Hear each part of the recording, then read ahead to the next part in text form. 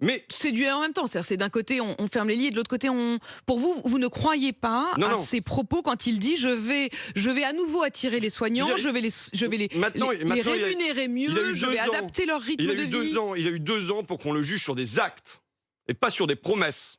Et ces actes, je le redis, ça a été 5 700 lits fermés en pleine crise Covid. Ça a été 0 poste de réanimateur en moins. Ça a été 1 milliard d'euros en moins pour l'hôpital. Et ça, je le dis, ça a produit une baisse de la digue sur le plan matériel, mais ça a eu une deuxième conséquence qui, à mon avis, est plus importante. C'est quasiment une conséquence spirituelle. C'est quoi? Vous regardez tous les reportages sur l'hôpital, on vient vous dire le découragement des soignants. Pourquoi le découragement? Parce qu'ils y ont cru, ils ont espéré. Moi, je suis passé à l'hôpital de Péronne avant la vague Delta Omicron, là. C'était pas du Covid qui était dans les services. Qu'est-ce qu'ils nous disent? On a vécu quelque part avec le Covid une parenthèse enchantée. C'est eux qui nous disent parce qu'on nous a laissé soigner les gens. Ça veut dire qu'ils n'ont tranquillement. plus la foi dans leur métier. Ben oui, ils nous disent, voilà, on reçoit des gens de 80-90 ans, on doit leur faire passer la nuit dans un couloir avec la lumière dans les yeux.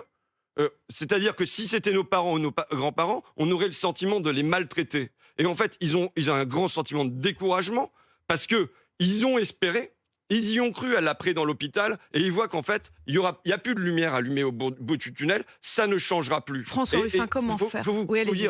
Vous dire quand même, vous, votre malaise, possiblement comme journaliste, si on vous fait mal faire votre travail, bon ben voilà, ok.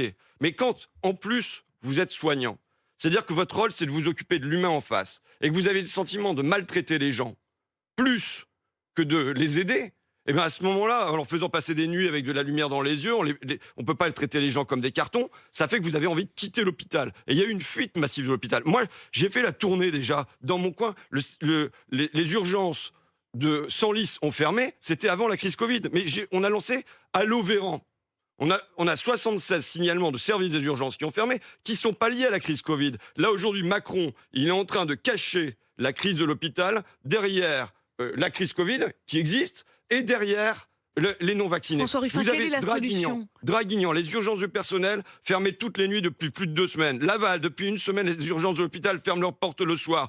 Mamers, les urgences de l'hôpital vont fermer 1 mois. Saint-Calais, sans personnel, les urgences contraintes de fermer tout le week-end, et ainsi de suite. Vous en avez 76 comme ça. On le sait bien sur pas lié. RMC, j'ai notamment reçu plusieurs fois la patronne des urgences de Laval qui dénonçait le fait que les urgences soient fermées. Là, mais votre rôle à vous, député... Je vous le dis, c'est user de la crise du Covid et en particulier des non-vaccinés comme des boucs émissaires pour faire que les gens regardent, se divisent entre eux en bas plutôt qu'ils regardent qui est le responsable du désarmement de l'hôpital en haut.